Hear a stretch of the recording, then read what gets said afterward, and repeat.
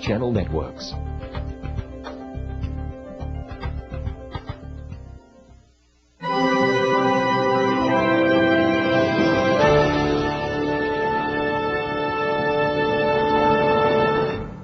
Ancient texts, cryptic numbers, symbolic imagery depicting awesome apocalyptic events.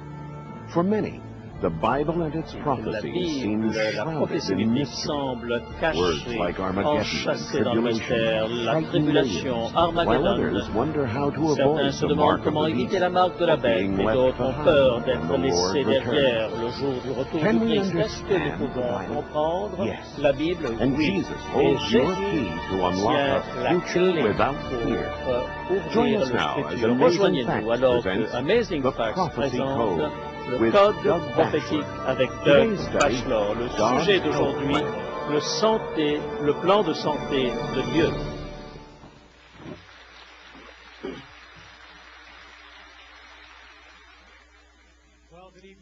Bonsoir chers amis et bienvenue à cette nouvelle rencontre du Code prophétique et nous espérons que vous avez votre Bible car chaque soir le pasteur Batchelor ouvre la parole de Dieu et peut-être aimeriez-vous mettre une vidéo pour partager avec d'autres parce que Dieu a quelque chose en réserve pour chacun d'entre nous. Ce soir, c'est le plan de santé de Dieu et comme je l'ai dit auparavant, si vous êtes fatigué d'être malade, alors ce programme est pour vous car Jésus vient pour que nous ayons la vie pleinement.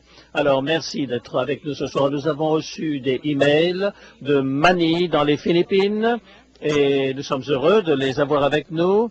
Du Koweït également. N'est-ce pas extraordinaire? Des personnes au Koweït, à Manille, dans les Philippines.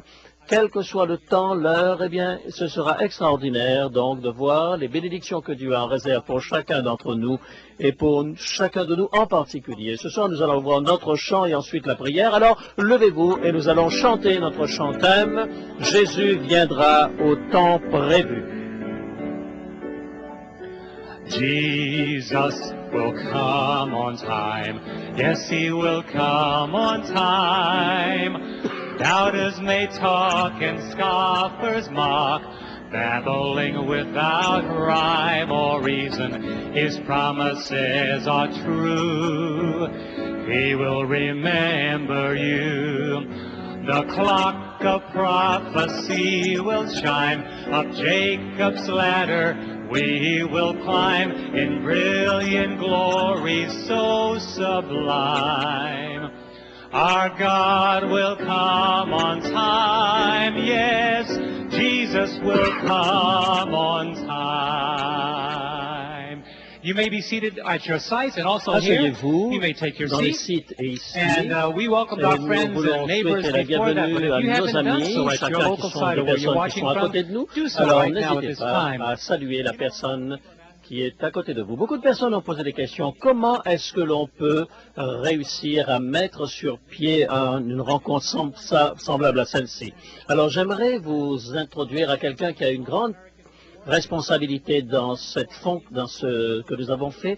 Nous avons ce soir Jim Ayer, qui est le coordinateur pour l'évangélisation pour l'Amérique du Nord. Nous vous remercions et je voulais vous parler du ministère d'Amazing Facts. C'est un ministère que je crois le Seigneur a voulu me donner la possibilité de réaliser depuis des années. Je voudrais partager avec vous quelques détails par rapport à ce que nous faisons. J'ai apporté une feuille de papier parce que je ne veux rien oublier ce soir et Pasteur Doug a le moniteur. Moi, j'ai juste un petit bout de papier et ça me suffit. C'est le 40e anniversaire de notre ministère et nous avons commencé ici à Chesapeake. Et le Seigneur a béni d'une manière extraordinaire qu'aujourd'hui, il y a 78 employés à plein temps à Amazing Facts. C'est tellement de volontaires que nous sommes plus d'une centaine de personnes et c'est absolument extraordinaire ce que le Seigneur est en train de faire. Non seulement dans des rencontres comme celle-ci, nous sommes une émission de télévision, mais nous sommes aussi une maison d'édition. Vous avez vu que Pasteur Doug a apporté un certain nombre de petits livres qu'il vous a présentés. Eh bien, depuis 4 mois, nous sommes en train de vendre 50 000 copies de ce livre dans le monde. Vous savez, ce sont vraiment comme des feuilles d'automne. Que dites-vous en entendant cela? Amen. De plus, en plus de ces études bibliques, dans ces 105 ans qui viennent de passer, nous avons donné 6,5 millions d'études de la Bible dans le monde entier. 6,5 millions d'études de la Bible. Dieu fait des choses extraordinaires. Et la radio et la télévision, en ce qui concerne la radio, 300 stations. Nous avons 300 stations de télévision, 16 superstations qui sont des réseaux, 250 stations de radio. Dieu est en train de travailler d'une manière absolument extraordinaire à Amazing Facts et nous voulons que la gloire lui soit rendue. L'évangélisation par Internet, vous êtes là sur votre ordinateur, eh bien, c'est en train de démarrer comme un feu de brousse partout. Et Bible Info, Bible Info Bible en français et beaucoup d'autres cours de Bible. Ça me demanderait beaucoup de temps pour vous parler de tout cela, mais ce sont des choses qui sont en train de se développer. Nos écoles de Bible ont 75 000 étudiants actuellement. Que dites-vous à cela? 75 000 étudiants de la Bible à travers les cours de Bible par correspondance. Nous croyons dans la prédication de l'Évangile et nous avons 12 évangélistes, dont le pasteur Batchelor, qui sont en permanence sur les routes pour faire des conférences sur toute l'Amérique du Nord. Et le Seigneur est en train de bénir cette évangélisation qui continue de se développer et qui continue d'annoncer l'Évangile. Combien d'entre vous ont entendu parler de AFCO? Qu'est-ce que cela signifie en passant? Eh bien, c'est le col d'évangélisation de Amazing Facts. Beaucoup des gens qui sont ici sont ceux qui sortent de notre école de formation à l'évangélisation, qui vont de porte en porte et qui apprennent comment prêcher, comment donner des études de la Bible. Et nous allons entendre plus à ce sujet demain soir. C'est un ministère extraordinaire qui amène des personnes sur toute la planète pour étudier à notre école d'évangélisation à Amazing Facts. Maintenant, j'aimerais que vous joigniez à moi pour prier pour la rencontre de ce soir, non seulement ici, mais pour l'ensemble de la planète. Père Céleste, oh, j'aimerais te remercier, Seigneur, pour tes bénédictions à Amazing Facts. Tu as développé ce ministère et nous ne pouvons nous rendre compte de tout l'impact que cela peut avoir. Des âmes qui sont amenées à toi. Merci pour les personnes qui sont partenaires avec nous pour apporter ce message au monde. Je te prie spécialement pour le pasteur Batchelor, de manière à ce que tu lui donnes la parole nécessaire, qu'il touche les cœurs et les vies partout, et que ton retour puisse être hâté. Nous le demandons au nom de Jésus. Amen. Maintenant, c'est mon privilège d'introduire mon patron aujourd'hui, le pasteur Doug Batchelor. C'est le présentateur, c'est l'évangéliste d'Amazing Facts, c'est aussi notre président, pasteur Batchelor. Merci, Jim. Je voudrais remercier Jim pour tous ces efforts surhumains qu'il est en train de faire pour coordonner ce programme international complexe et toutes les personnes qui nous ont aidés. Nous voulons remercier nos amis ici dans les bureaux de la conférence générale qui ont permis que cette rencontre puisse avoir ici. Bien sûr que ça perturbe un petit peu le travail de la conférence générale et nous remercions. Alors nous voulons faire un petit coucou à nos amis qui nous regardent dans le monde entier. Alors nous allons saluer ceux qui regardent à Collonges, en France. Pouvez-vous dire Amen? Béni soit le Seigneur. Et c'est à 3 heures du matin, mais je pense quand même qu'ils doivent l'enregistrer. À Libye, dans le Montana, que le Seigneur vous bénisse également. Nous avons un autre, c'est un beau groupe. À Norfolk, en Virginie, formidable, que le Seigneur en soit loué. Ça doit être, à mon avis, un samedi matin. Hayward, en Californie, que le Seigneur bénisse nos amis qui sont là-bas, Hayward. Vous savez, lorsque les personnes commencent à voir leurs églises, maintenant, nous avons vraiment une énorme quantité d'images qui nous arrivent. Et nous voulons juste prendre quelques minutes pour saluer les uns les autres. Nous avons, comme John l'a dit, un courriel qui nous est venu de Manille, par exemple, qui regarde le programme. Nous avons également au Koweït, eh bien c'est la deuxième personne qui nous écrit du Koweït. Et c'est passionnant d'imaginer que l'on puisse participer à tout cela. Maintenant, nous allons à nos questions bibliques. C'est le moment des questions.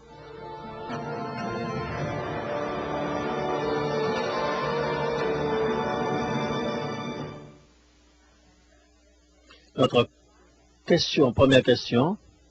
Pourquoi est-ce que Satan persiste à attaquer Dieu après qu'il ait reconnu Jésus en tant que Seigneur?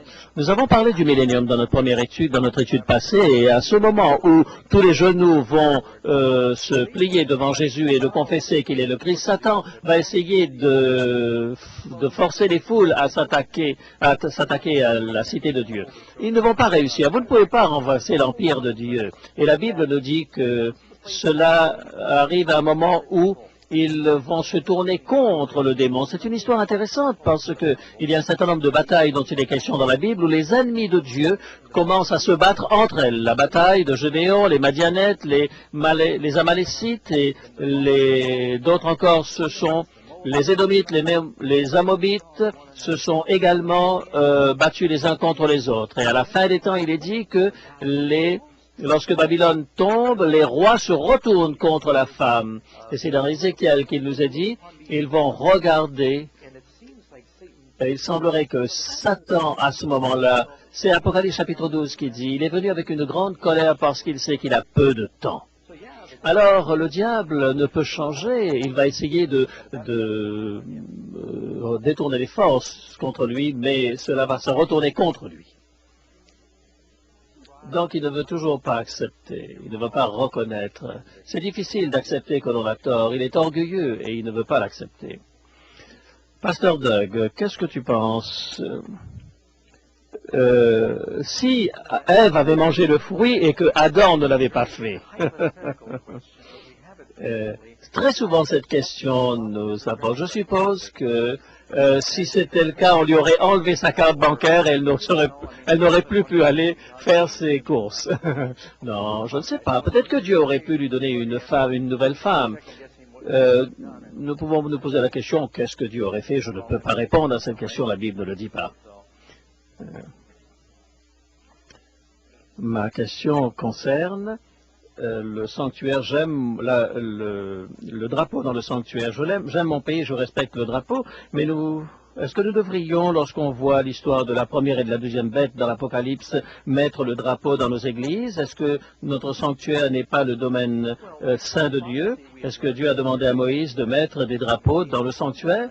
Le jour viendra où lorsque la puissance de la deuxième bête parlera comme un dragon, eh bien à ce moment, elle nous empêchera de faire la volonté de Dieu, eh bien ils nous empêcheront aussi de faire ce que nous faisons ici. Et la Bible nous parle de respecter le gouvernement, les rois et les lois de cette terre. Tant qu'ils ne sont pas en opposition avec la loi de Dieu, nous sommes heureux de la liberté que nous avons. Alors je ne pense pas qu'il y ait quelque chose d'anormal dans ce comportement.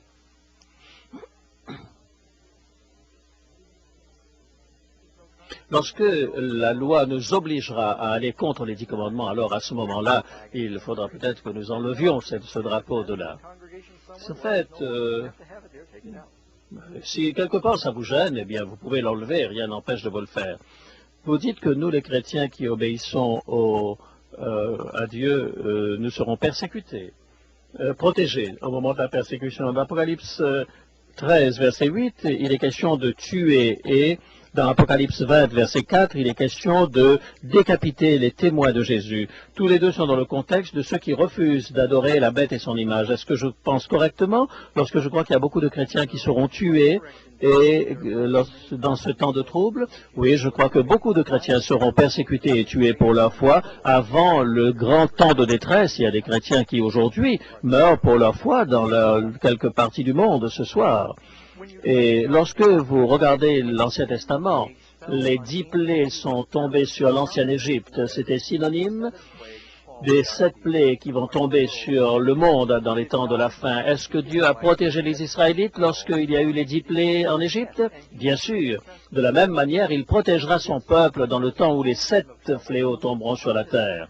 Il y a un certain nombre d'événements qui conduisent à cela. C'est cette période où vous ne pourrez plus ni acheter ni vendre, où les chrétiens seront persécutés, où on sera amené devant les responsables du peuple, etc. Ce sera beaucoup de persécutions à ce moment-là. Mais lorsque le temps de la grâce s'arrête, lorsque il n'y a plus la possibilité de sortir ou d'entrer comme à l'époque de Noé, eh bien, à ce moment-là, ce sera différent. Donc, pendant le temps des plaies, du grand trouble, le peuple de Dieu sera protégé. Vous savez pourquoi est-ce que Dieu permet que les chrétiens souffrent de manière à ce que d'autres puissent être convertis par notre témoignage? Lorsque la porte de la grâce se ferme, personne ne pourra être converti par notre témoignage. Les perdus sont perdus et ceux qui sont sauvés sont sauvés. Je suis curieux de savoir pourquoi est-ce que Moïse a changé les commandements, les 10 commandements. Dans Exode, il parle de garder dans Deutéronome, alors que dans Exode, il dit « souviens-toi ». Il n'y a pas une grande différence entre ces deux mots. Dans le dans le texte du Deutéronome 5, Moïse, le Deutéronome signifie la répétition de la loi. Moïse parle de leur expérience et il est en train de faire le résumé, et comme il est en train de verbalement en train de répéter les 10 commandements, il le fait à partir de sa mémoire et probablement il a dit rappelez-vous de le garder, mais il n'utilise pas le mot souviens-toi parce qu'il n'était pas probablement en train de lire directement depuis les 2 tables de la loi. Bien, je crois que nous avons passé notre temps de questions. Bien, ce soir, nous serons bénis en ayant avec nous Javier González, qui travaille pour la division nord-américaine. Il chante à l'Opéra National de Washington, il est un ténor, et il chante avec Placido Domingo, et on va avoir le plaisir de l'entendre maintenant, et ils seront mon berger et mon guide.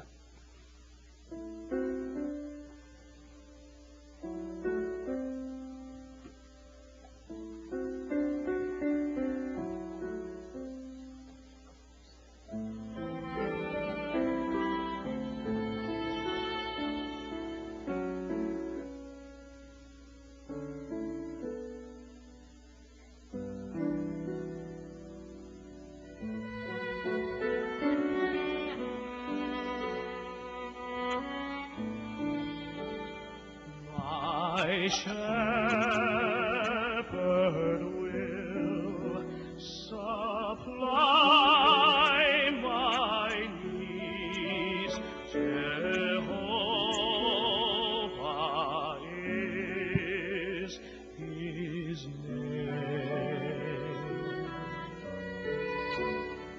In pastures fresh makes me feed beside the living stream. He brings my wandering spirit back when I forsake his ways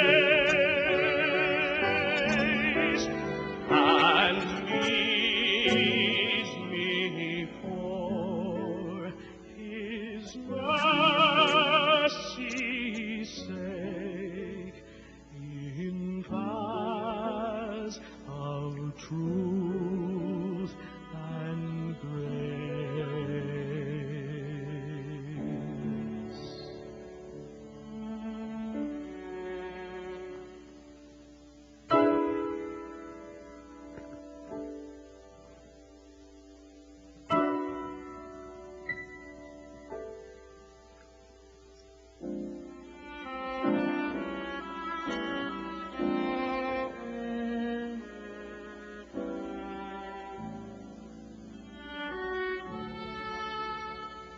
When I walk through the shades of death, Thy presence is my stay.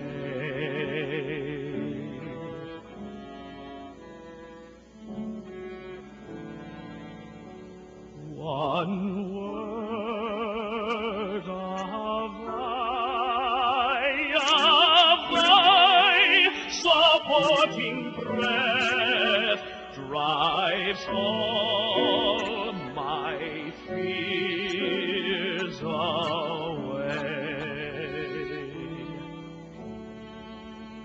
Thy hand in sight of all my foes doth still my table spread.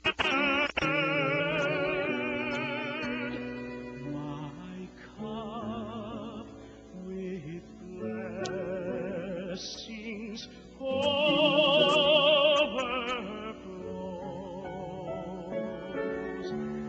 Thine oil anoints my head. The sure provisions of my God attend me all my days.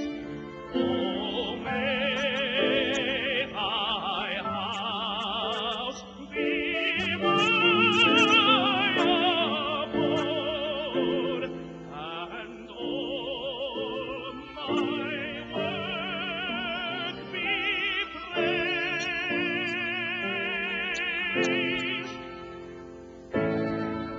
There would I find a settled rest, while others go and come no more, a stranger, nor a guest.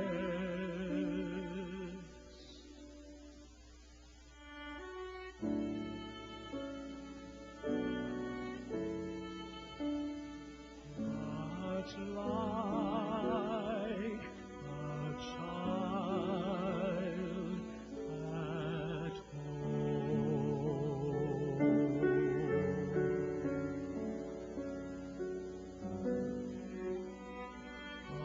a child at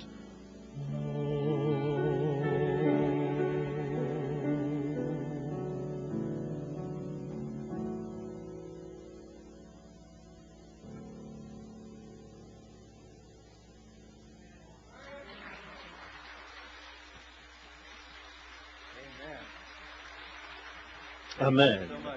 Merci, Javier. J'apprécie cette musique que les uns et les autres ont apportée dans notre série de conférences. Nous avons un sujet extrêmement intéressant, l'un de mes préférés. Et cela est en rapport avec la santé. Je pense que certains vous se disent, mais Pasteur Budge, nous sommes venus vers un séminaire pour voir un séminaire prophétique et voilà qu'on nous parle de la santé. Mais quel rapport entre la prophétie et la santé?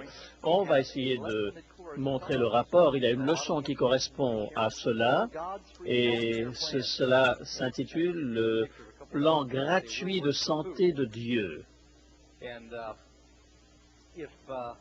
Et si vous voulez en savoir plus à ce sujet, si vous avez des questions dans nos sites, etc., nous savons que beaucoup d'entre vous, vous avez déjà commandé cette série d'études de la Bible dans nos sites.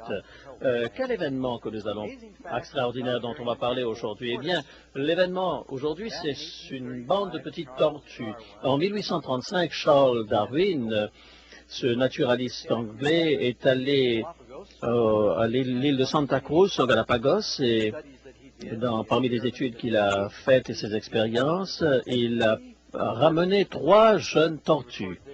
Il dit qu'elles étaient grandes comme des assiettes à l'époque où il les a ramenées.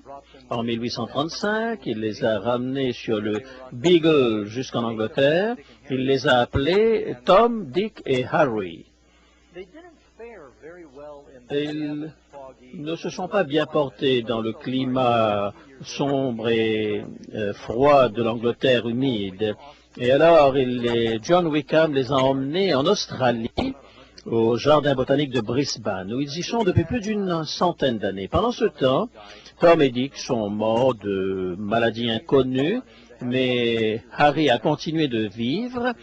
Et chaque fois que les soldats revenaient de guerre, eh bien, il peignait sur son dos des drapeaux. Parfois, il a dû supporter que les gens montent sur son dos. Il y a toujours des cicatrices où, lorsque des gens ivres ont éteint leur cigarette sur son dos, mais Harry a continué de vivre et ils ont voulu qu'il puisse avoir des petits. Il avait 100 ans, ça ne s'est pas produit. Ensuite, ils ont fait un test et ils se sont rendus compte que Harry n'était pas Harry, mais il était Harriet. Pendant tant d'années, Darwin ne s'est pas rendu compte que c'était une femelle et non pas un mâle. Nous sommes allés à ce zoo en Australie et Harriet est aujourd'hui dans ce zoo à cet endroit-là. 173 ans. J'ai vérifié avant de le partager avec vous, c'est la créature la plus ancienne qui vit sur notre planète aujourd'hui. On a encore un petit bout de chemin à faire. Il semblerait qu'elle pourrait vivre encore 10 ou 20 ans. Mais une chose que je sais, c'est qu'elle est une végétarienne. Je vais parler un petit peu du végétarisme ce soir. Et vous serez surpris que dans la Bible, on dit que ce que vous mangez fait une différence. Et dans les derniers jours, cela a une influence sur la manière dont nous allons réagir à l'action de l'Esprit Saint. Le livre de Daniel a une histoire intéressante à ce sujet. Vous savez qu'il y a un message apocalyptique dans le livre de Daniel également. Et comment commence ce livre? Il commence avec le peuple d'Israël qui est emmené par le roi Nebuchadnezzar vers Babylone, le grand empire, et quand il les emmène, il va sélectionner un certain nombre de jeunes gens capables et ayant le potentiel de le servir dans le palais. Il les voyait brillants et intelligents, et il a dit, nous allons leur donner à manger dans la cafétéria de Babylone, et ensuite on les utilisera pour leur connaissance dans nos différentes universités.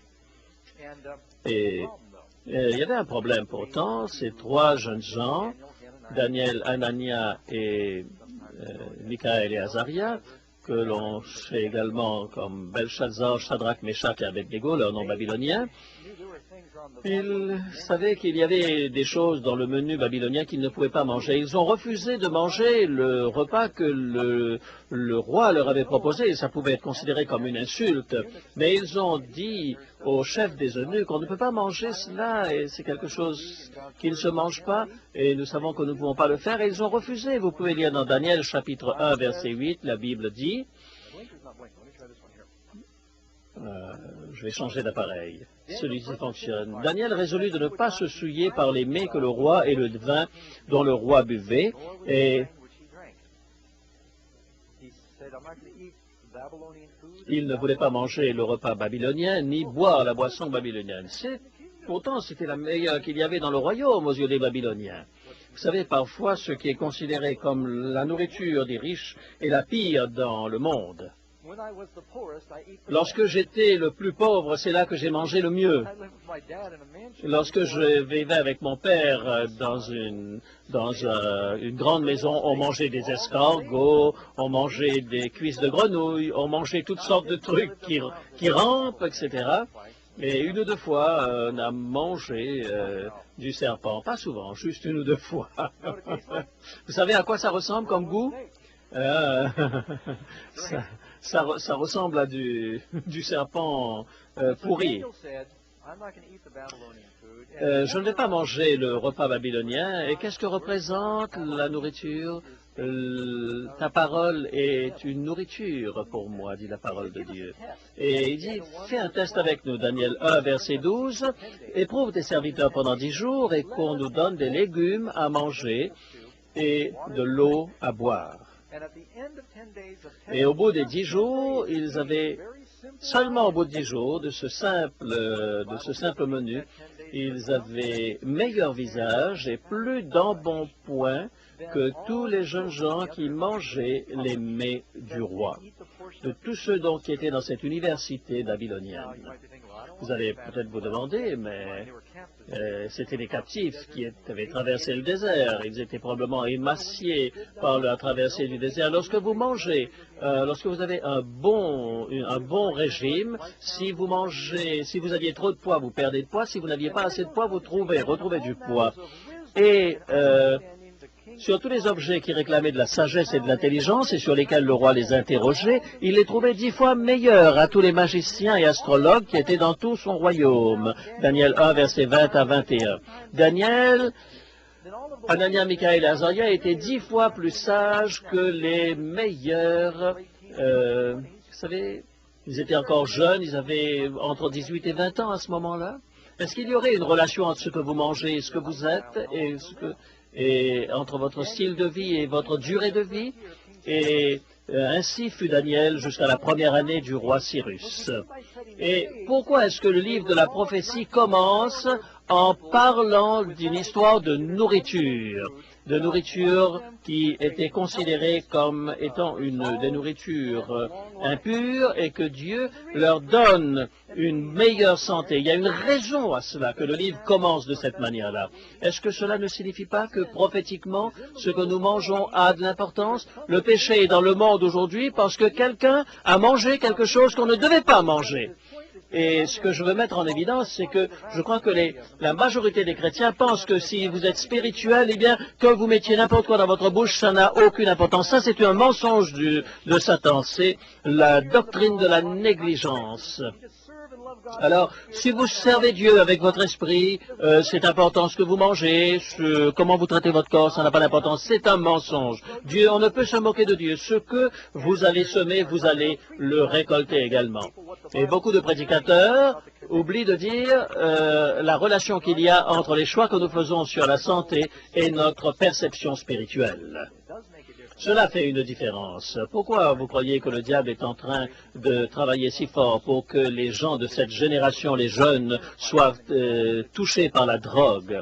Et il anesthésie cette jeunesse et remplit leur esprit avec de la drogue et de l'alcool, de manière à ce qu'ils ne puissent réfléchir de manière juste et qu'ils soient incapables d'apprécier des vérités spirituelles. Quand votre esprit est embrumé, retournons à notre leçon sur la santé, et vous pouvez prendre des notes,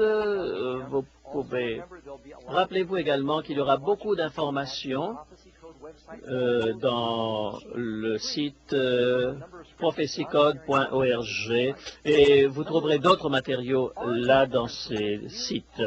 Première question, est-ce que les principes de santé font partie intégrante de la vraie religion biblique? On va voir quelques réponses. 3 Jean chapitre verset 2. Bien-aimé, je souhaite que tu prospères à tous égards et sois en bonne santé comme prospère l'état de ton âme. Ici, l'apôtre est en train de faire une relation entre la prospérité spirituelle et la prospérité physique. Est-ce qu'ils sont tous les deux importants aux yeux de Jésus? Regardez comment Jésus vivait son temps. Matthieu 4, 23, et Jésus alla dans la Galilée, enseignant dans les synagogues, prêchant la bonne nouvelle du royaume et guérissant toutes les maladies et toute infirmité parmi le peuple. Certains se sont demandé, est-ce que Jésus a passé plus de temps à soigner qu'à prêcher? Parce que quand vous regardez les miracles et l'enseignement de Jésus, il n'a fait que des miracles partout où il est allé. Et c'était une occasion pour lui de toucher le cœur de ces gens. Quand ils voyaient que Jésus s'inquiétait de leur santé, alors ils étaient prêts à écouter le message qu'il avait pour eux. L'un des grands missionnaires, David Livingstone, et Albert Schweitzer, un médecin, ont soigné d'abord les gens et ensuite ils ont parlé à leur âme. Comment pouvons-nous répondre à la parole de Dieu lorsque notre corps est malade à cause de nos mauvaises pratiques? Il y a une étrange Jean chapitre 10, verset 10, Jésus dit, « Je suis venu pour qu'ils aient la vie et qu'elle soit dans l'abondance, parlant des brebis. » Banana Jack, regardez-le ici, il est sur ses skis et il a 80 années. Mais vous savez, les dentiers ne pourraient pas lui permettre de tenir ce ski en faisant du ski nautique. Vous savez, très simplement, vous êtes une combinaison d'une personne spirituelle et d'un organisme physique. Votre corps fonctionne par ce cerveau qui est un système extrêmement complexe. Alors, vous savez que votre cerveau n'a pas de nerfs. Vous savez, si vous touchez au cerveau de quelqu'un, il ne le sentirait pas. Ça le détruirait, mais il ne le sentirait pas. Dieu nous parle à travers notre cerveau. Vous pouvez perdre vos mains, vos pieds, vos oreilles, mais Dieu peut toujours vous parler. Mais si vous perdez votre tête, Dieu ne peut plus le faire. Vous avez entendu parler de Johnny Erickson, et il a prié avec moi. Vous savez, elle est paralysée de la tête jusqu'en bas. Elle avait 16 ans lorsqu'elle a fait un accident en nageant, en plongeant. Et depuis ce moment, elle a fait un impact extraordinaire pour l'Évangile. Et vous savez, ça semble être le problème de tout le monde en ce moment, de se battre pour sa santé. Et Dieu désire que nous soyons propres, que notre tête soit propre pour que nos mains puissent bien travailler. C'est vrai que c'est à travers l'esprit que le diable nous tente et c'est aussi à travers notre esprit que Dieu nous sauve. Tout repose sur notre esprit. Et comment est-ce que vous faites que votre esprit soit en bon état? C'est en prenant soin.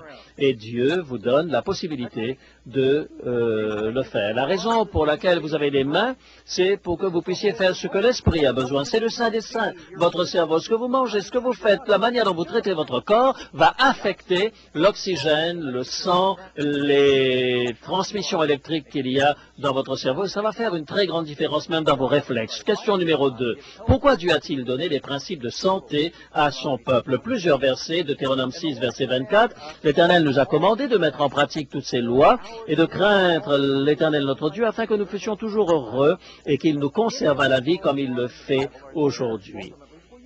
Et toutes les lois de santé qui sont dans la Bible sont là pour notre bien. Oh, il faut encore respecter ces lois, disent certaines personnes. Eh bien, Dieu ne désire nous priver de rien qui soit bon. La première chose, la seule chose qu'il veut nous demander d'éviter, c'est ce qui va être mauvais pour nous. Et si nous lui faisons confiance, les choses seront extraordinaires. Exode, chapitre 23, verset 25, « Vous servirez l'Éternel votre Dieu, et il bénira votre pain et vos eaux, et j'éloignerai la maladie du milieu de toi. » Et Dieu, littéralement, l'a fait après avoir marché avec le Seigneur pendant 40 ans dans le désert, cette génération qui mangeait le pain du ciel et qui buvait l'eau du rocher et qui suivait les principes de Dieu de santé.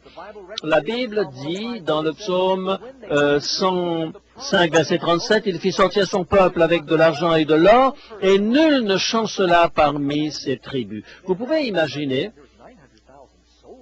900 000 soldats à un certain moment, et peut-être il y a eu 3 millions le temps qu'ils arrivent dans la terre promise, et vous pensez que les hôpitaux étaient vides avec 3 millions d'habitants, personne de malade?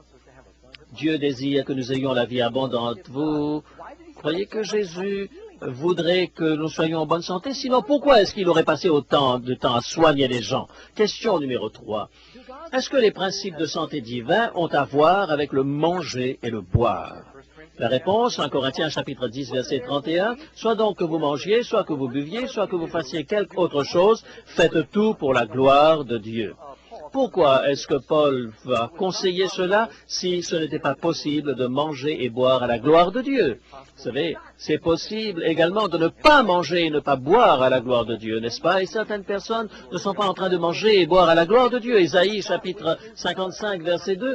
Pourquoi posez-vous de l'argent pour ce qui ne va? Pourquoi travaillez-vous? Écoutez-moi donc et vous mangerez ce qui est bon et votre âme se délectera de mets succulents. Et même ces jours-ci, ce que nous mangeons n'est pas toujours de la nourriture, aucune valeur nutritionnelle. Mangez ce qui est bon. Pourquoi est-ce que Dieu nous commande de faire cela, si ce n'est que le reste est mauvais. Question numéro 4. Quelle est l'alimentation parfaite que Dieu avait prévue pour les humains lors de la création? En fait, Genèse chapitre 1, verset 29, il est dit, au début, quel était le régime que Dieu avait prévu pour l'homme et la femme? La Bible dit, voici je vous donne toute herbe verte, portant de la semence, qui est à la surface de toute terre, et tout arbre ayant en lui du fruit d'arbre et portant la semence, ce sera votre nourriture. En anglais, meat signifie nourriture et non pas viande dans ce contexte. Les fruits, les grains et les noix. Dieu a fabriqué notre corps dans cet objectif-là. Et le corps d'Adam et d'Ève sortait tout juste de la boîte toute neuve. Et lorsque vous achetez une voiture, les ingénieurs savent comment fonctionne la voiture que vous achetez toute neuve et savent également que si vous voulez qu'elle vive longtemps, cette voiture, il vous faut un certain temps pour cela. Qu'est-ce qui a prévu le corps humain? Vous avez un menu ici, et si vous suivez ces principes, vous allez non seulement avoir une meilleure santé, mais vous allez également une vie beaucoup plus longue, n'est-ce pas? Et après le péché, l'homme ne pouvait plus manger de l'arbre de la vie. À quoi est-ce que cela avait importance au début? Vous ne pouvez manger de ceci, vous pouvez manger au moment où vous avez péché, vous ne pouvez plus manger de cela. Vous ne pensez pas que Dieu attache de l'importance à ce que nous mangeons? Bien sûr, il le fait. Et ensuite, il va ajouter des légumes à leur alimentation. Maintenant, peut-être que l'arbre de la vie leur manquait et que c'était nécessaire qu'ils puissent avoir des légumes pour manger également. Mais Dieu va ajouter les légumes à leur alimentation un peu plus tard. Et vous mangerez également de l'herbe de sang. Et vous savez quelle est la différence qu'il y a entre les légumes et les fruits? La pomme, est-ce que c'est un fruit ou un légume? Les spaghettis. Non, je suis en train de vous taquiner. Les fruits. La tomate. C'est un fruit. Ça, c'est très bon, ça. Le zucchini. C'est un fruit. Ce n'est pas un légume. Le truc, tout ce qui est le fruit, qui sort d'une fleur, c'est le fruit. Sinon, la feuille, la racine, la branche, tout cela, ça c'est un légume. Ainsi, lorsque vous donnez vos enfants vous disent je ne veux pas manger de zucchini, alors dites-lui pas de problème, c'est pas un légume, c'est un fruit. Heureusement que mon fils n'est pas là. C'est intéressant, vous avez entendu parler de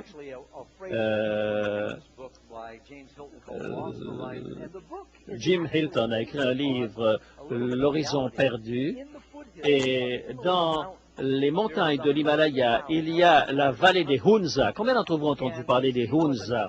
Et ces personnes ont étudié pendant des années parce qu'elles ont une des plus grandes longévités sur la Terre. Et ils vivent là où l'air est très pur et l'eau qui vient de ces glaciers de 25 000 pieds d'altitude, ils ont beaucoup d'exercices et d'air frais et ils marchent énormément parce que leur pays est extrêmement escarpé. Ils mangent des fruits, des légumes tout le long de l'année et il n'y a pratiquement personne qui porte des verres dans leur communauté.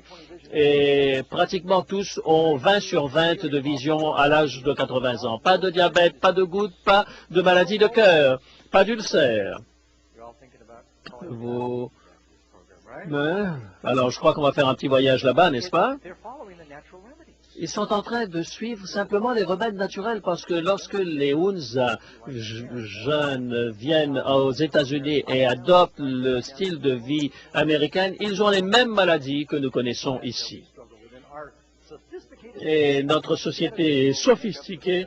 Ce sont les médecins qui font fonctionner le plus notre économie. Quels sont les items qui sont spécifiquement dit par Dieu comme étant impurs et interdits à la consommation? Maintenant, soyons clairs, Dieu ne dit pas vous ne pouvez pas manger de viande. C'est pas juste de dire cela. Et il avait veillé à ce que l'on puisse manger une certaine forme de viande. Jésus dit à cause de la dureté de votre cœur, ce qu'il a dû faire prévoir le divorce, mais dans le plan de Dieu, le divorce n'était pas prévu. Mais peut-être aussi, vous croyez que dans le ciel, nous allons chasser les poussins et que nous allons courir derrière des nuggets d'Adam? Non, je ne crois pas que les choses vont se passer ainsi. Il n'y a plus de mort là-bas, dit la Bible. Mais la Bible dit que vous pouvez manger de la viande, mais vous n'êtes pas censé de manger des abominations impures en passant. Dans la Bible, Dieu ne dit jamais quelque part dans la Bible de quelque chose que c'est une abomination pour toujours une abomination, ça n'est jamais abomination à un certain moment et non à d'autres moments. Et Lévitique chapitre 11 verset 3, parmi les mammifères, vous mangerez de tout animal qui a la corne fendue et le pied fourchu et qui rumine. Il ne faut pas qu'ils aient l'un des deux éléments, mais les deux. Vous savez, le lapin, par exemple, rumine, mais il a des griffes et il est impur.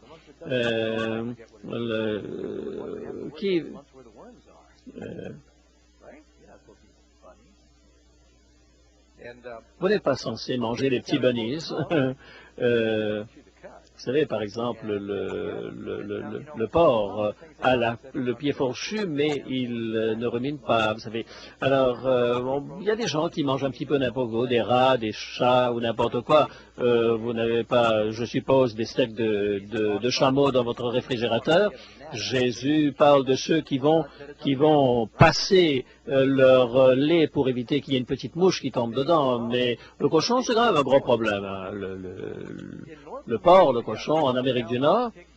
Maintenant, il est question de la maladie de la vache folle qui touche également les porcs. Ça commence à venir en Amérique du Nord maintenant. En Amérique du Nord, nous mangeons énormément de porc. Il y a beaucoup de pays qui n'y touchent pas, les juifs, les chrétiens qui sont fidèles à la Bible, et les hindous, les musulmans ne vont pas toucher au porc. Il y a une raison importante à cela. Lorsque vous avez un problème de santé, que vous avez des problèmes de cœur, on va vous dire de n'utiliser pas les viandes dans lesquelles il y a beaucoup de nitrates, de sel et de graisse. Et les publicistes sont très malins parce qu'ils se rendent compte que le porc ne se vendait plus, alors il disait c'est l'autre viande blanche, mais en réalité vous ne pouvez pas comparer le poussin, la poule et le poisson parce que simplement c'est de la viande blanche. Alors je vais dire un petit peu plus dans quelques moments là-dessus. Et il y a une pyramide qui a été qui est intéressante, cette pyramide alimentaire. Est un guide pour le choix quotidien des aliments. Et vous voyez, cette pyramide vous montre quels sont les éléments qui sont à la base. Vous allez trouver par exemple le pain, les céréales, le riz, les pâtes. Sur la base de cette céréale, c'est ça qui est de cette pyramide. Vous avez au-dessus les fruits d'un côté, les légumes de l'autre. Et au-dessus, vous avez les viandes, les volailles, les poissons. Ensuite, vous avez les yaourts et les fromages. Et tout en haut, vous avez les graisses, les huiles, les sucres qu'il faut utiliser vraiment très, très peu. Et au contraire, avoir plus d'utilisation, par exemple, du pain, des céréales, etc. Mais en fait, dans notre alimentation moderne, on a renversé cette pyramide. Ne riez pas, chers amis, mais c'est le pasteur Doug que vous allez voir maintenant sur l'écran. Vendeur de bœuf, en gros, écrit sur la petite Volkswagen. J'avais un petit métier, je ne vais pas tout vous dire.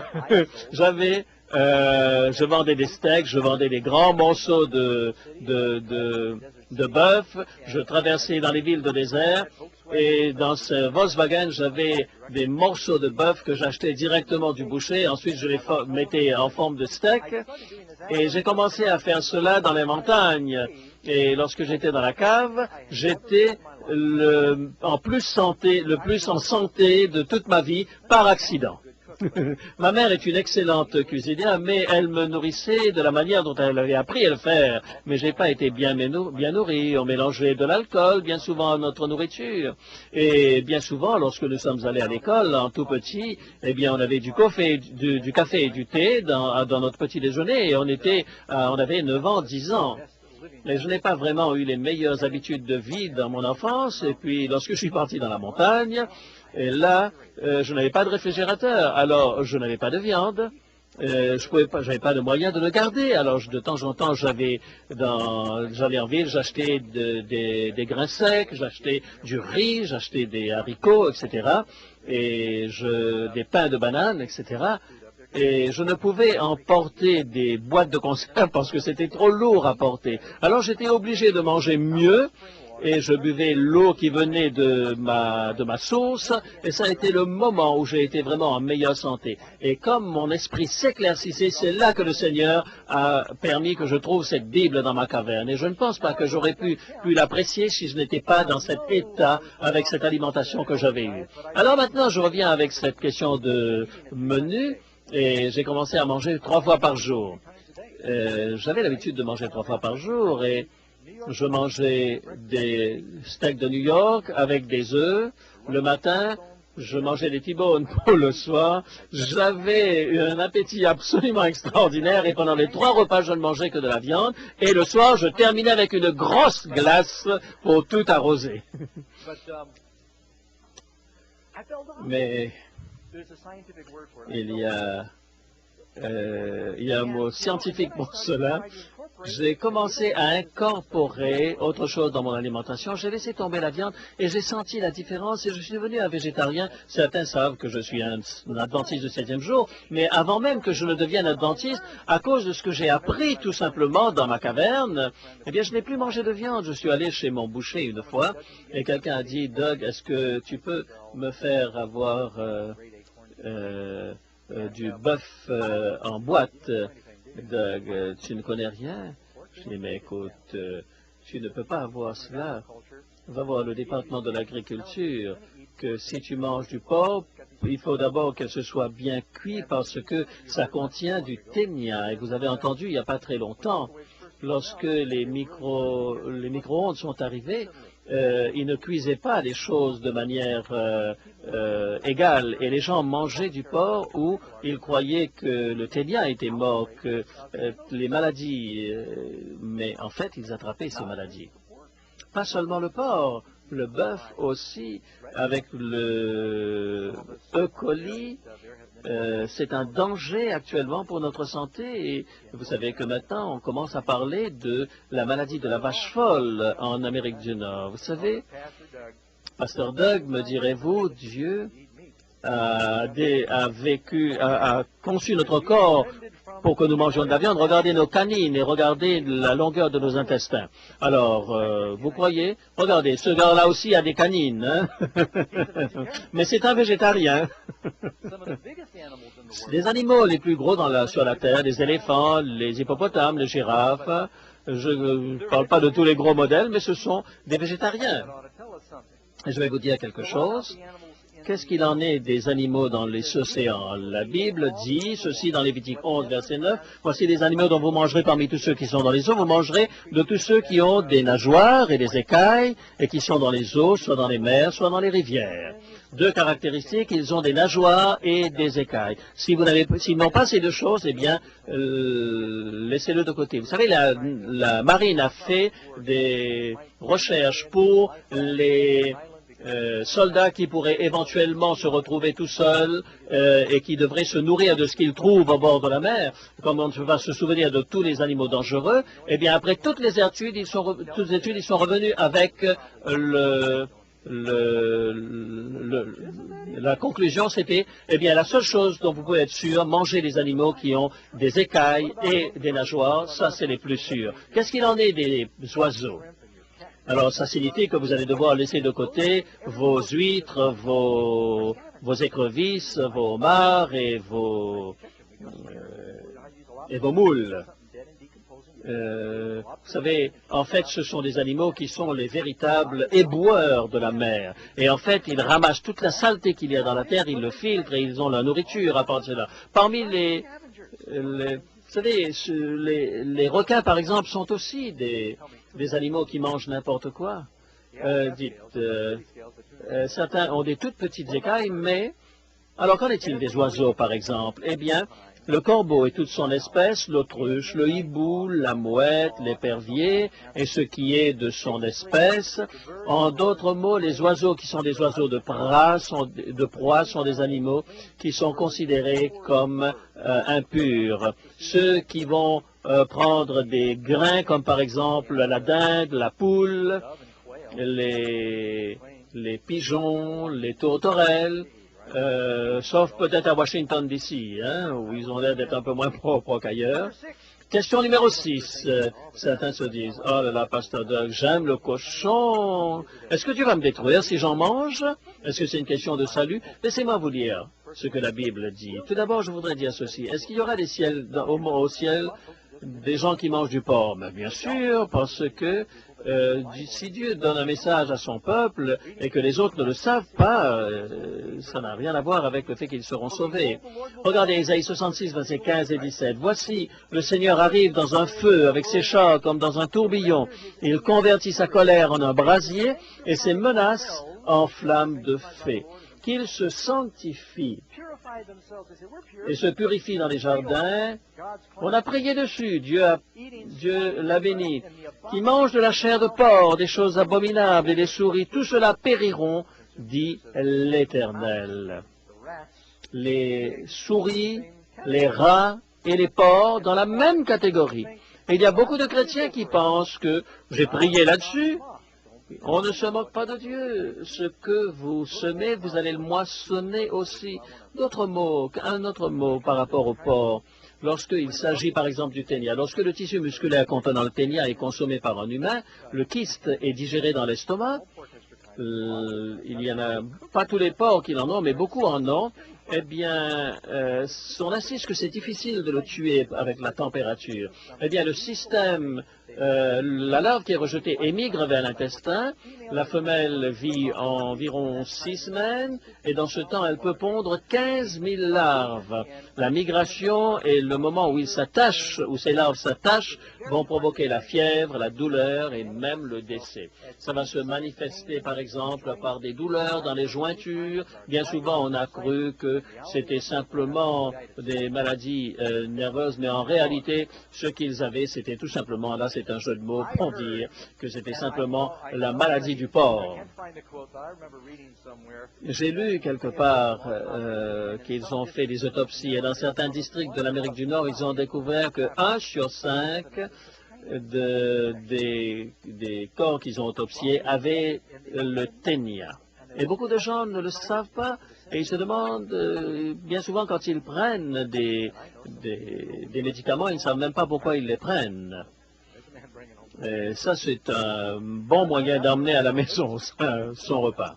Il y a quelque chose d'un peu étrange là-dedans. On mange parfois des serpents. On mange des petits chiens également. Ah, mes amis, vous savez, les cochons et les porcs sont dans la même catégorie dans la Bible, n'est-ce pas? Ne donnez pas ce qui est saint aux porcs, aux chiens. Eh bien, vous savez, ils sont toujours mentionnés ensemble dans la Bible. Le porc et le chien, ce sont des animaux qui sont des éboueurs naturels, parce qu'ils mangent tout ce qui reste, les ordures. Dans ce journal, voici quelques années, un nutritionniste a déclaré que le bacon n'était plus de la viande techniquement. Il n'appartenait plus à aucun groupe alimentaire. Il n'était qu'un amas cancérigène chargé de nitrates et de sel. Si les gens savaient ce qui se passe, c'est vraiment abominable lorsque nous mangeons cela. Alors, certains vont me dire, 1 Timothée chapitre 4, verset 4, est-ce qu'il n'est pas dit que toute créature du Seigneur est bonne et rien ne doit être refusé si c'est pris avec action de grâce? Alors, vous pouvez manger le singe, vous pouvez manger les crocodiles, manger toutes les créatures. Est-ce que c'est ça que Paul dit? Non, c'est une mauvaise application de l'Écriture, parce que si vous croyez cela, vous pouvez prier, Dieu va le bénir, alors priez, sanctifiez, et vous allez ainsi... il y a des gens qui croient qu'ils ont cette force, cette puissance de se moquer de Dieu. Dieu dit c'est mauvais, mais nous disons, moi je vais prier là-dessus. Combien d'entre vous accepteraient cette logique de vos enfants? Ils vont choisir leur propre repas, ils vont prendre n'importe quoi, ils mettent dans leur assiette, ils mettent n'importe quoi dedans, ils rajoutent de la graisse, ils rajoutent du sucre, ils rajoutent du miel, ils rajoutent encore de la glace dessus, ils disent, non, ne te fais pas de soucis, maman, je vais demander à Dieu de le bénir. Combien d'entre vous accepteriez que vos enfants fassent cela? C'est ridicule, nous le savons, que c'est mauvais de manger de cette manière avec une quantité énorme de sucre. Mais vous utilisez cet argument lorsque vous aimez ces choses-là. Ça s'appelle de l'hypocrisie, mes amis. Lorsque Dieu dit que c'est mauvais, que c'est une abomination, il faut croire ce que Dieu dit, n'est-ce pas? Question numéro 7. Cette loi des animaux purs et impurs, est-ce que ça ne nous vient pas du Sinaï? N'est-ce pas une loi pour les Juifs uniquement qui a été abolie à la croix? Qu'est-ce qu'il est dit de Noé? Qui sont ceux qui ont Noé comme ancêtre? Si vous n'avez pas Noé comme arrière-grand-père, eh bien, les singes, effectivement, ont des petits. Dieu va dire à Noé, tu vas prendre 7 paires d'animaux purs et une paire d'animaux impurs. Noé ne savait pas de quoi Dieu parlait parce que le judaïsme ne va arriver que des milliers d'années plus tard. Votre corps est le temple du Saint-Esprit. Il pouvait offrir des chèvres, il pouvait offrir des moutons ou un bœuf, mais il ne pouvait jamais offrir en sacrifice un porc. Ce serait une insulte. Lorsque les Romains voulaient insulter les Juifs, eh bien, ils amenaient un porc dans le temple et ils l'offraient en sacrifice. Nous ne devrions pas mettre des sacrifices impurs dans ce temple saint qu'est notre corps. Non seulement c'est une insulte envers le manufacturier qui nous a donné un mode d'emploi, et en plus de ça, notre estomac n'est pas différent de celui d'un juif. Regardez ce qui s'est passé en ce qui concerne l'espérance de vie. Eh bien, Seth, Méthusélah, Noé, avant le déluge, eh bien, il y avait une multitude de nourriture végétale. Ils mangeaient moins de viande, et Dieu a permis qu'on mange de la viande lorsqu'ils sont sortis du déluge, et qu'il n'y avait plus de végétaux sur la terre. Eh bien, regardez l'âge de 7, 912, 969 Méthusélah. Certains peuvent dire, alors, mais en ce qui concerne l'apôtre Pierre et sa vision dans Actes chapitre 10, Dieu donne une vision d'une nappe qui descend, et avec toutes sortes d'animaux impurs là-dedans, et voici ce que dit l'apôtre Pierre. Et cela se trouve après que Jésus soit monté au ciel. Pierre va dire, jamais Seigneur, je n'ai rien mangé d'impur. Il n'avait pas, après la mort de Jésus, reçu une information pour lui dire qu'il pouvait en manger. 3 fois cela vient, et 3 fois, Pierre va dire, non, tu m'as commandé de ne pas le faire, pourquoi est-ce que maintenant tu me demandes de manger ces animaux impurs? Ensuite, la nappe va remonter. Pierre n'aura rien mangé de ce qu'il y avait dans cette nappe. Et voici que des gentils viennent et disent, prêche l'évangile à moi. Pierre comprend à ce moment la vision, Actes chapitre 10 et le verset 28. Dieu m'a appris à ne regarder aucun homme comme souillé et impur, pas par rapport aux animaux. Il n'a pas dit, Dieu ne m'a pas dit de regarder le cochon impur comme impur. Il est dit de ne pas regarder un homme. Ça n'a rien à voir avec l'alimentation, de ce qu'il a mangé ce jour-là. C'est une très mauvaise application d'un verset lorsque l'on utilise cette vision de Pierre. C'est Pierre lui-même qui donne la signification de la vision en disant que c'est les hommes que nous ne devons pas considérer comme impurs. Dieu dit, tu ne mangeras point, dans Genèse chapitre 2, verset 17. Quelle est la première tentation que le diable a apportée à Jésus, n'était-ce pas? Transforme ces pierres en pain. Première tentation était sur l'alimentation. Et c'est un exemple pour vous et pour moi que si nous n'arrivons pas à mettre une bride à notre mouche, eh bien, nous ne serons pas capables de pouvoir maîtriser ce qui sort de nous. Si nous ne pouvons pas maîtriser notre nourriture, nous ne serons pas capables de maîtriser notre tempérament et notre langue également. Les gens disent en général que la première chose qui a été mangée était une pomme. Non, non, ce n'était pas une pomme. Non, non. Il y avait un arbre à chocolat dans le ciel. Je suis à peu près sûr que c'était un arbre à chocolat. Question numéro 8. Est-ce que la Bible interdit l'utilisation de boissons alcoolisées? Bien sûr. Proverbe chapitre 20, verset 1. Le vin est moqueur, les boissons fortes sont tumultueuses. Quiconque en fait excès n'est pas sage. Je voudrais clarifier quelque chose ici pour vous.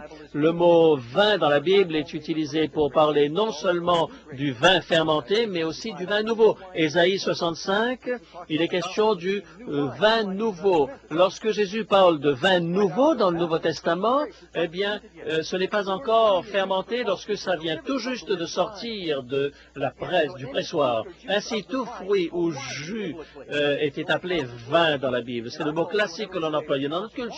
Lorsqu'on dit est-ce que vous voulez du vin, eh bien nous appelons ça du jus de raisin aujourd'hui, mais eux n'avaient pas cette distinction. Ils parlaient du vin.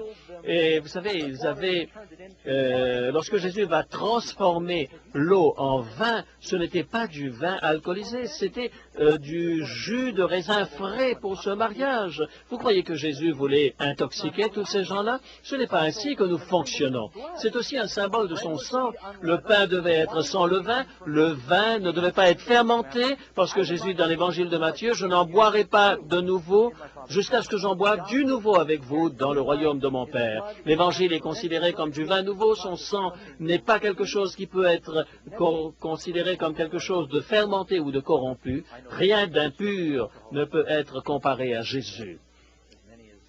J'ai entendu dire que 40% de personnes qui boivent finissent par devenir des alcooliques. Et si vous avez un chien, si vous aviez un chien qui mord une personne sur 7 qui vient chez vous, est-ce que vous le garderiez? Eh bien, il y a une personne sur 7 qui finit par devenir un alcoolique. Lorsque vous pensez le milliard de dollars que nous coûte l'alcoolisme dans nos pays, et tant de gens qui sont en train de se battre avec ça et ils n'arrivent pas à s'en débarrasser. Je pense à mon père. Un jour, mon père, chaque soir, rentrait à la maison, il était complètement ivre. Moi, je vivais du pot et lui, il vivait de l'alcool. Et pour moi, ça semblait être une hypocrisie. C'était sa drogue à lui, son choix. Et il était vraiment accroché par cela. Il était dépendant de l'alcool. Comme nous étions, mon frère et moi, du pot. Il y a un alcoolique qui, pendant des années, eh bien, pendant des années, il avait arrêté de boire.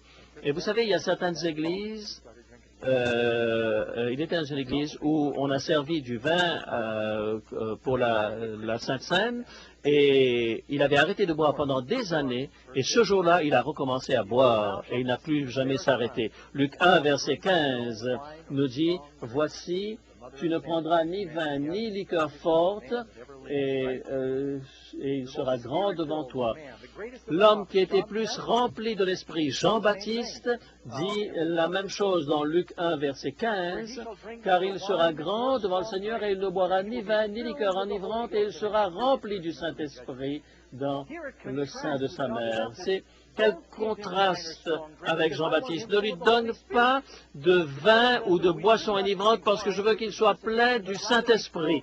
La Bible dit, nous ne devrions pas boire de vin, mais être remplis du Saint-Esprit. Vous ne pouvez avoir les deux en même temps. Vous savez, lorsqu'on parle de boissons des spiritueux, est-ce que vous les avez vus avant? Les gens boivent quelques verres et ensuite leur résistance, et ils deviennent extrêmement charnels. Et ils font des choses lorsqu'ils sont ivres qu'ils n'auraient jamais fait lorsqu'ils sont dans leur bon sens. On pense que c'est quelque chose de génétique, mais en fait, mon oncle, par exemple, à chaque fois qu'il vivait quelqu'un qui vivait dans les réserves, lorsqu'il prenait un verre, posait ensuite sa bouteille et ne touchait plus. Eh bien, les gens dans les réserves buvaient jusqu'à ce qu'il n'ait plus d'argent. Et dans mon église, lorsqu'ils entendent que le pasteur Doug ne boit qu'un verre de vin par semaine, par mon exemple, je vais détruire leur vie. Et je crois que l'apôtre Paul est clair lorsqu'il dit « Nous ne devons pas être une occasion de chute pour qui que ce soit. Nous croyons que nous pouvons nous arrêter, nous, mais en le faisant, nous donnons aux autres l'impression qu'ils peuvent aussi le faire, alors nous ne devrions pas toucher à de l'alcool. C'est une drogue.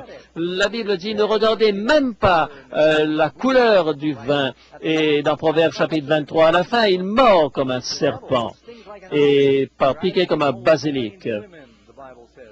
La Bible dit, ne suis pas les femmes étrangères, car le vin te conduit dans ce chemin-là. Les fornicateurs, il n'y aura ni impudique, ni idolâtre, ni adultère, ni ivrogne dans le royaume des cieux. 1 Corinthiens chapitre 6, 9 et 10.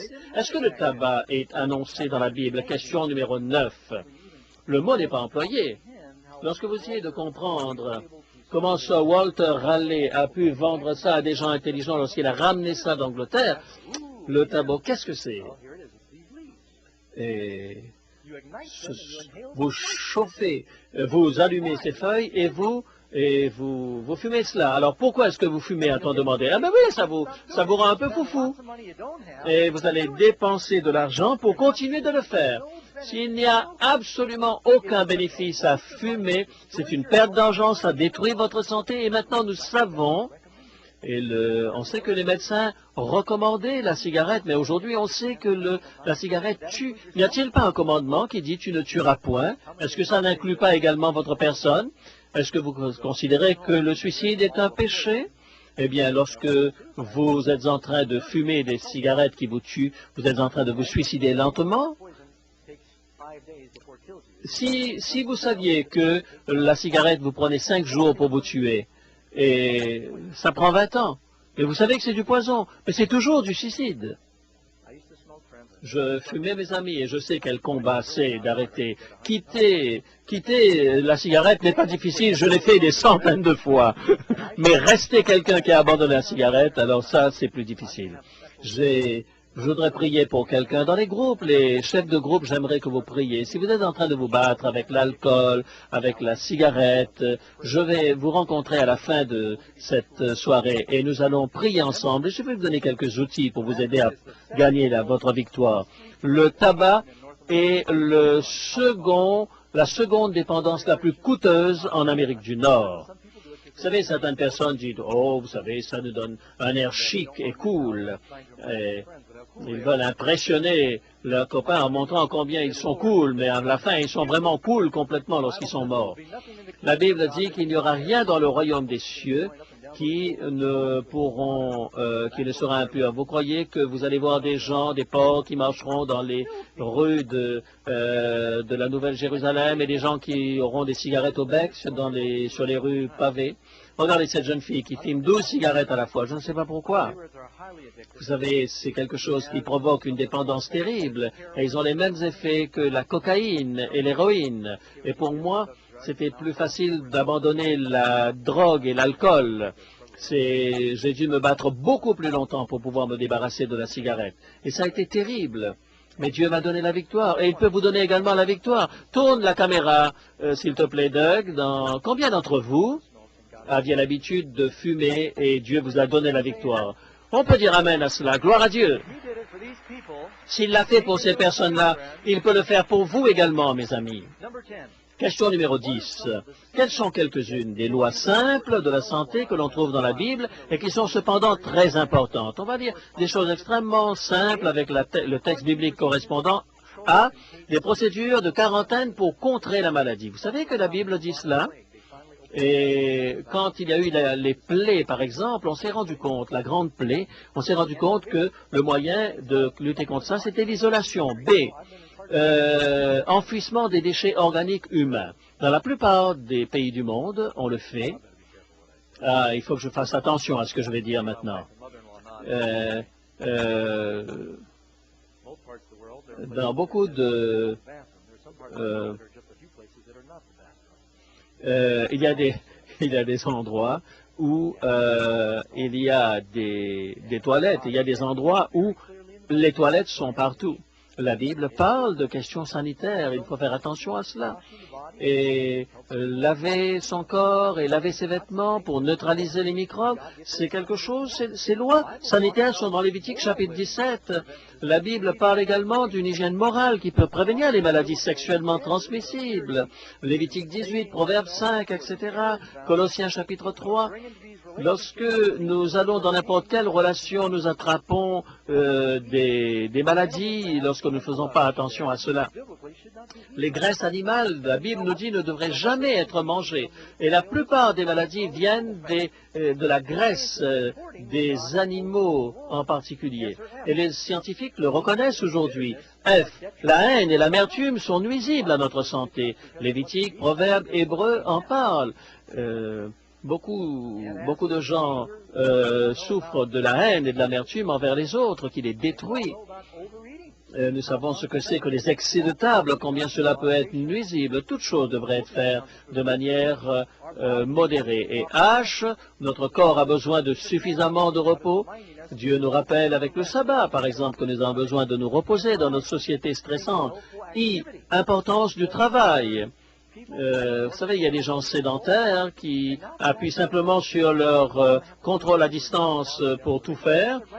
Et vous n'avez même plus besoin de bouger aujourd'hui lorsque vous avez besoin de changer votre poste radio. G, une attitude positive est un bon médicament. Et cultiver de bonnes attitudes, des attitudes positives est quelque chose qui va vous donner de bonne santé. Les habitudes des parents ont un effet sur les enfants. Question numéro 11. Quel avertissement solennel est donné à ceux qui ignorent les lois de Dieu? 1 Corinthiens chapitre 3, versets 16 et 17. Vous êtes le temple de Dieu. Si un homme détruit le temple de Dieu, Dieu le détruira.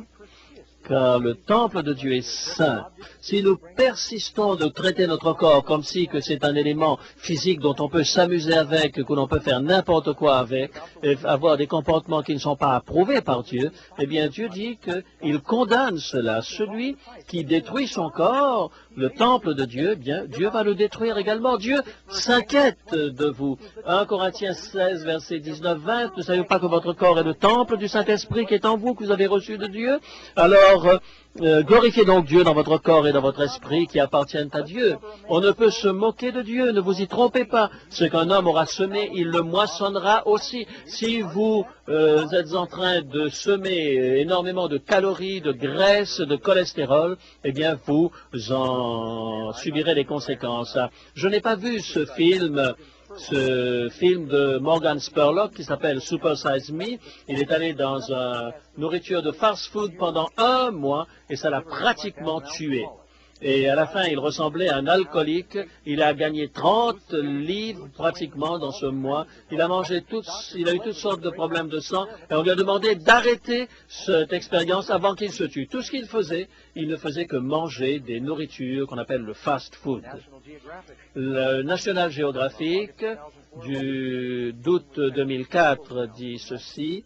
Une nation suralimentée. Pour les Américains qui blâment les gros ventres et les métabolismes lents, c'est terminé. Un rapport cette année a confirmé ce que nous ne voulions pas accepter, c'est que nous sommes gras parce que nous mangeons beaucoup. Beaucoup plus que nous n'avions l'habitude de manger. Et la plupart des croissances viennent des hydrates de carbone. Les femmes adultes mangent 335 calories en plus par jour qu'elles ne mangeaient en 1971. Les hommes, 168 calories de plus que les femmes qu'en 1971. Et c'est en train de nous tuer. Et la manière de manger, le fast-food et de la vie sédentaire, eh bien, je voudrais avant vous parler aussi de quelque chose d'autre, de la caféine par exemple. C'est la drogue la plus populaire aujourd'hui. Il y a des gens qui ne boivent pas d'eau s'il n'y a pas un soda, un coca, un thé ou un café. Ils vont boire toujours ces boissons qui créent des dépendances. Vous ne pouvez avoir une dépendance pour des choses qui sont bonnes pour votre santé. Et vous commencez à trembler et vous dites, qu'est-ce qui ne va pas? Je ne sais pas, j'arrive plus à attraper. Un homme qui se lève au milieu de la nuit. Où est-ce que tu vas? Je vais à la boutique. Et qu'est-ce que tu fais? Ah, il faut que j'aille chercher quelques cigarettes. Vous ne pouvez, ça ne vous arrive jamais de dire au milieu de la nuit en tremblant à votre femme, je vais partir à la boutique parce qu'il faut que j'aille chercher un petit peu d'avoine, de flocons d'avoine. Question numéro 12 dit, quelle vérité stupéfiante et inquiétante concerne nos enfants et nos petits-enfants dans le domaine de la santé? Et Deutéronome 5, verset 9, nous dit que Je suis un Dieu jaloux qui punit l'iniquité des pères sur les enfants jusqu'à la 3e et à la 4e génération de ceux qui me haïssent. Et vous savez, les enfants ont une hérédité à cause du style de vie corrompu de leurs parents. Le père de Jack est décédé lorsqu'il était jeune encore de maladie de cœur. Ensuite, il a vu un homme, 60 ans, qui faisait des sauts à l'envers, des saltos, à l'âge de 60 ans.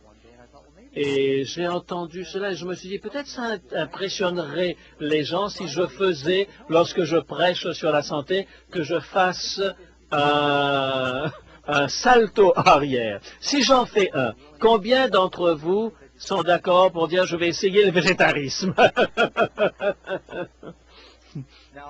Je voudrais dire, si vous m'avez déjà vu ça en 1999, jusqu'aujourd'hui, depuis 1991, c'est la dernière fois que je l'avais fait. Alors, vous allez prier pour moi? Je suis très sérieux. C'est de la télévision vive, live.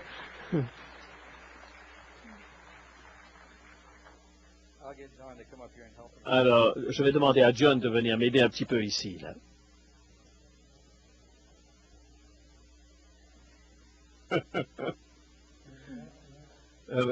Quelque chose d'autre que vous avez, que vous voulez bien me donner? Ah, ça c'est bien.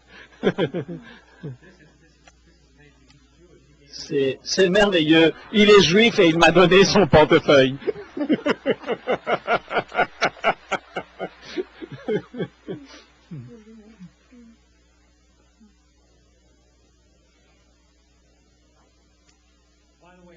En passant, je connais la suite du sujet. Au cas où il arrive quelque chose, je suis prêt à terminer la prédication. Studio B, si je ne me relève pas, vous faites chanter John le chant final. Je suis un grand-père, j'ai 3 petits-enfants, il y en a un 4e. Alors, c'est pour ça que j'utilise l'autre. OK.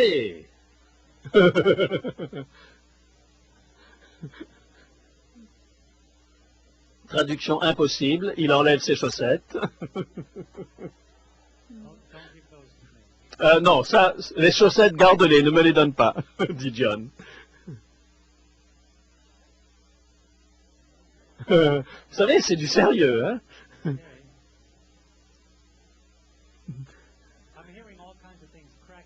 Ah, j'entends toutes sortes de choses qui craquent depuis là où je suis. Je me demande ce que sera le résultat.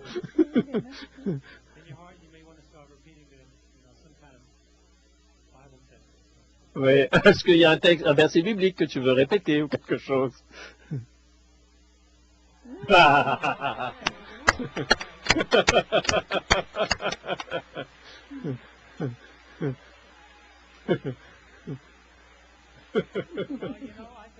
Vous savez, je pense... Amen.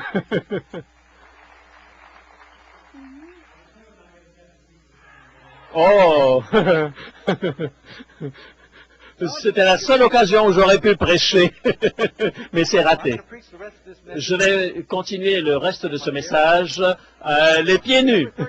Question numéro 13. Mais j'ai quand même besoin de mes lunettes. C'est héréditaire. Quel fait encore plus effrayant et triste révèle la parole de Dieu?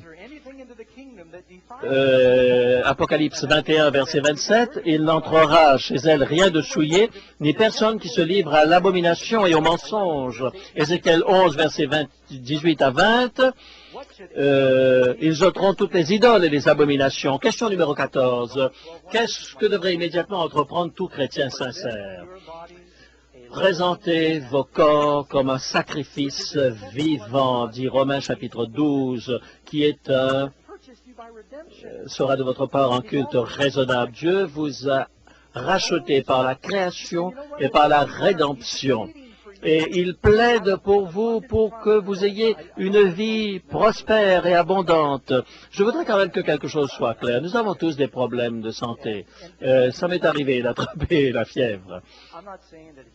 Je ne suis pas en train de dire que vous ne serez jamais malade, mais vous serez tellement en meilleure santé. Même les gens, les Hunza finissent par mourir, mais ça serait tellement mieux d'avoir une longue vie où vous soyez en bonne santé. Et en fait, le fond du sujet, les chrétiens qui aiment Dieu et leur prochain, vous ne pouvez servir Dieu bien si votre corps est malade. Vous ne pouvez servir vos voisins lorsque vous êtes malade.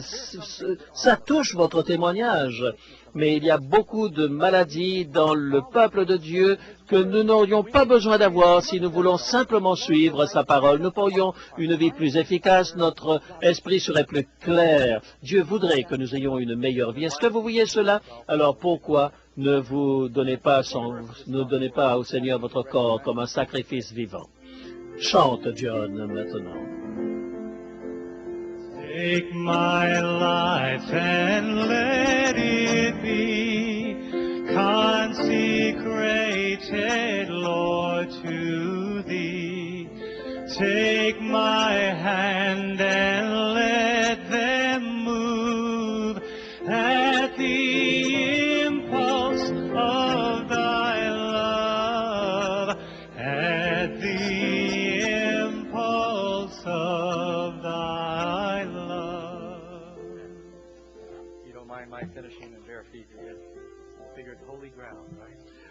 Ça ne vous dérange pas que je sois pieds nus, c'est une terre sainte, n'est-ce pas? Dieu désire que votre corps soit un sacrifice vivant en son honneur. Nous ne pouvons rien faire sans Jésus, mais la promesse, c'est qu'en Christ, toute chose devient possible. Oui, vous le pouvez. Ce qu'il a fait pour moi, il m'a aidé à arrêter l'alcool, la drogue, la cigarette. Il peut le faire pour vous également. Et par votre exemple, vous pouvez sauver vos enfants. Il vous regarde, il vous observe. Est-ce que vous voulez dire au Seigneur, Seigneur, prends mon corps, prends ma vie, prends mon esprit? Est-ce que c'est vos prières? Vous qui regardez dans nos différents sites, il désire que vous ayez la victoire. Et j'espère que dans nos différents sites, les chefs de groupe, à la suite, vont avoir des prières spéciales avec ceux qui ont des difficultés. Père céleste, Père aimant, nous savons que tu désires que nous ayons une vie abondante. Jésus est venu pour soigner nos maladies et il désire que nous soyons dans un lieu où il n'y a plus de maladies, de souffrances, de peine. Fais que nous puissions faire tout ce qui est en notre pouvoir pour que notre vie commence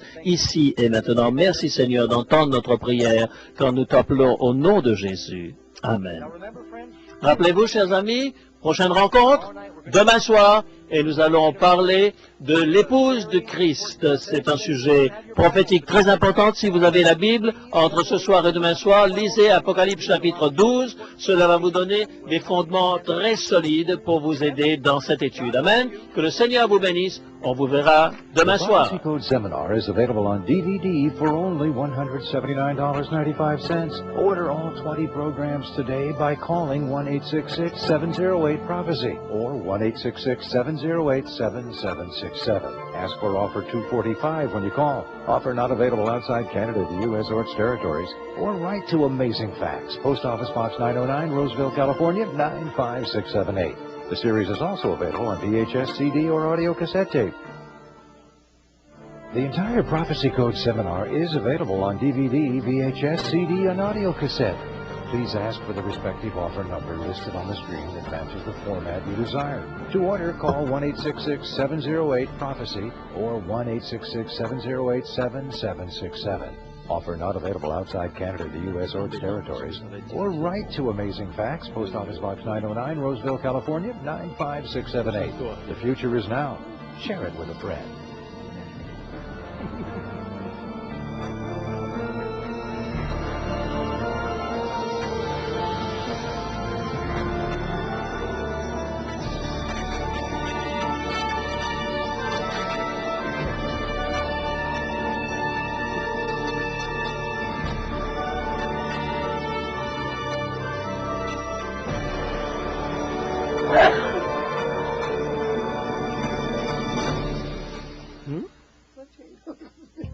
This program was brought to you by the Hope Channel Networks.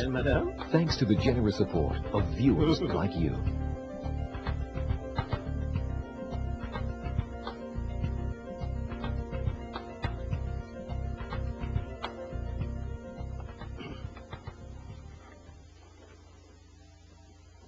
Tu as déjà des textes pour... Oui.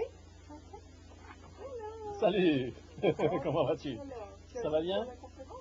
Un tout petit peu. Tu as vu son syndrome? Oui, oui, en 99, il avait fait la même chose. Je ne sais pas si tu te rappelles. Non, non. Il n'a pas changé. Non, non. Je ne pensais pas qu'il allait le faire, mais il l'a fait. Mais il disait tout à l'heure, il s'est entraîné hier seulement pour le faire. Il espère que ça va marcher. Mais un jour, il va tomber. Et les gens comprendront. Il a presque 60 ans, n'est-ce pas? Je ne sais pas quel âge il a. Il a presque 60? C'est cassé vertèbre. Non, non, il est dans la cinquantaine. Ah bon? Il a atteint tout juste la cinquantaine. Ah bon? Oui. Ah, mais absolument pas. Mais il est grand-père, franchement? Oh, bien sûr, beaucoup plus. 3 ans, 4 ans même. Quand je suis né en 49, il est né en 50. 3 ans et demi. Tu es plus âgé que Daniel. Moi, je suis plus vieille que toi.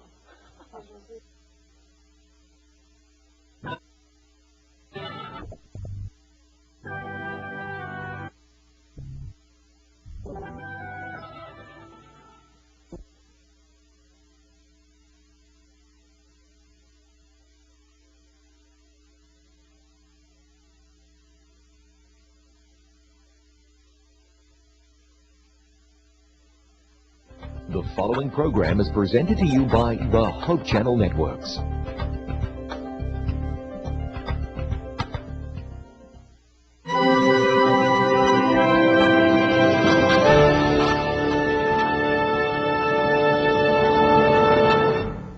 Ancient texts, cryptic numbers, symbolic imagery depicting awesome apocalyptic events.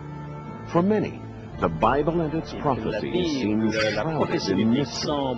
Words like Armageddon, tribulation, frighten millions, while others wonder how to avoid se the demandent mark of comment the éviter beast, la marque de la or bête, being et left d'autres ont peur behind d'être when the Lord laissés derrière returns. le jour du retour Can du we Christ. Est-ce que nous understand the pouvons Bible? comprendre Yes. la Bible? And Oui. Jesus Et holds your key Jésus to unlock tient a la future clé without pour fear.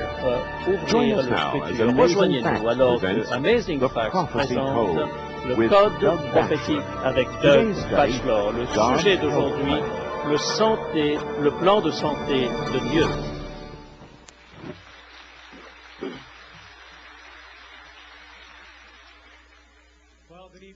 Bonsoir chers amis et bienvenue à cette nouvelle rencontre du Code prophétique et nous espérons que vous avez votre Bible car chaque soir le pasteur Batchelor ouvre la parole de Dieu et peut-être aimeriez-vous mettre une vidéo pour partager avec d'autres parce que Dieu a quelque chose en réserve pour chacun d'entre nous. Ce soir, c'est le plan de santé de Dieu et comme je l'ai dit auparavant, si vous êtes fatigué d'être malade, alors ce programme est pour vous car Jésus vient pour que nous ayons la vie pleinement. Alors merci d'être avec nous ce soir. Nous avons reçu des emails de Manille dans les Philippines et nous sommes heureux de les avoir avec nous. Du Koweït également. N'est-ce pas extraordinaire? Des personnes au Koweït, à Manille, dans les Philippines. Quel que soit le temps, l'heure, eh bien, ce sera extraordinaire, donc, de voir les bénédictions que Dieu a en réserve pour chacun d'entre nous et pour chacun de nous en particulier. Ce soir, nous allons voir notre chant et ensuite la prière. Alors, levez-vous et nous allons chanter notre chant thème. Jésus viendra au temps prévu. Jesus will come on time. Yes, he will come on time. Doubters may talk and scoffers mock, babbling without rhyme or reason. His promises are true. He will remember you. The clock of prophecy will chime. Up Jacob's ladder we will climb in brilliant glory so sublime. Our God will come on time, yes, Jesus will come on time. You may be seated at your sites and also here. You may take your seat. And we welcome our friends and neighbors before that. But if you haven't done so at your local site or where you're watching from, do so right now at this time. À saluer la personne qui est à côté de vous. Beaucoup de personnes ont posé des questions. Comment est-ce que l'on peut réussir à mettre sur pied une rencontre semblable à celle-ci? Alors j'aimerais vous introduire à quelqu'un qui a une grande responsabilité dans ce que nous avons fait. Nous avons ce soir Jim Ayer, qui est le coordinateur pour l'évangélisation pour l'Amérique du Nord. Nous vous remercions et je voulais vous parler du ministère d'Amazing Facts. C'est un ministère que je crois le Seigneur a voulu me donner la possibilité de réaliser depuis des années. Je voudrais partager avec vous quelques détails par rapport à ce que nous faisons. J'ai apporté une feuille de papier parce que je ne veux rien oublier ce soir et Pasteur Doug a le moniteur. Moi, j'ai juste un petit bout de papier et ça me suffit. C'est le 40e anniversaire de notre ministère et nous avons commencé ici à Chesapeake. Mais le Seigneur a béni d'une manière extraordinaire qu'aujourd'hui, il y a 78 employés à plein temps à Amazing Facts. C'est tellement de volontaires que nous sommes plus d'une centaine de personnes et c'est absolument extraordinaire ce que le Seigneur est en train de faire. Non seulement dans des rencontres comme celle-ci, nous sommes une émission de télévision, mais nous sommes aussi une maison d'édition. Vous avez vu que Pastor Doug a apporté un certain nombre de petits livres qu'il vous a présentés. Eh bien, depuis 4 mois, nous sommes en train de vendre 50 000 copies de ce livre dans le monde. Vous savez, ce sont vraiment comme des feuilles d'automne. Que dites-vous en entendant cela? Amen. De plus, en plus de ces études bibliques, dans ces 105 ans qui viennent de passer, nous avons donné 6,5 millions d'études de la Bible dans le monde entier. 6,5 millions d'études de la Bible. Dieu fait des choses extraordinaires. Et la radio et la télévision, en ce qui concerne la radio, 300 stations. Nous avons 300 stations de télévision, 16 superstations qui sont des réseaux, 250 stations de radio. Dieu est en train de travailler d'une manière absolument extraordinaire à Amazing Facts et nous voulons que la gloire lui soit rendue. L'évangélisation par Internet, vous êtes là sur votre ordinateur, eh bien, c'est en train de démarrer comme un feu de brousse partout. Et Bible Info, Bible Info, Info Bible en français et beaucoup d'autres cours de Bible. Ça me demanderait beaucoup de temps pour vous parler de tout cela, mais ce sont des choses qui sont en train de se développer. Nos écoles de Bible ont 75 000 étudiants actuellement. Que dites-vous à cela? 75 000 étudiants de la Bible à travers les cours de Bible par correspondance. Nous croyons dans la prédication de l'Évangile et nous avons 12 évangélistes, dont le pasteur Batchelor, qui sont en permanence sur les routes pour faire des conférences dans le